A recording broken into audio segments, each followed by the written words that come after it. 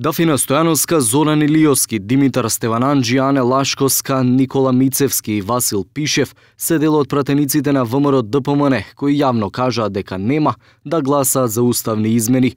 Иако Христијан Мицковски најави дека доколку референдумот биде успешен, партијата ќе даде зелено светло за уставните промени, сепак дел од неговите пратеници одат спротивно на овој став на партискиот лидер. Како пратеник немам ниту мандат, ниту овластување, а ни лична намера да гласам за било какви измени во Уставот со кои би се променило уставното име на мојата татковина, Република Македонија. Едноставно, кратко и јасно.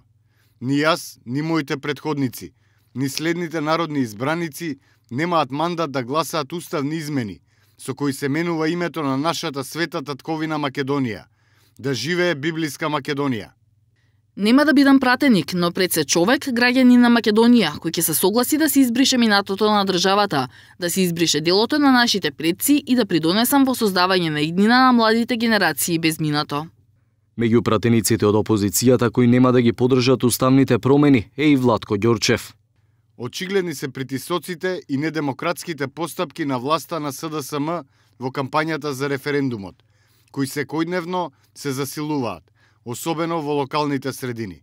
Сето тоа дополнително го компромитира и проблематизира резултатот и демократскиот карактер на престојниот референдум.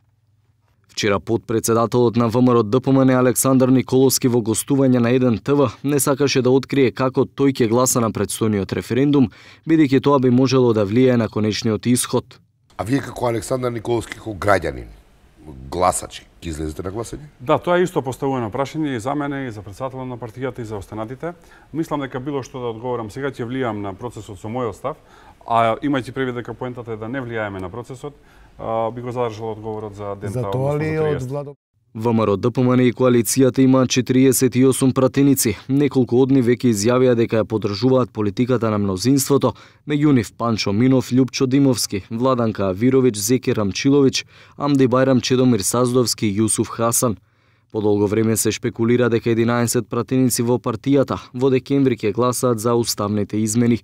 За промена на уставот потребни се 2/3 од вкупниот број на пратеници, односно 81 глас.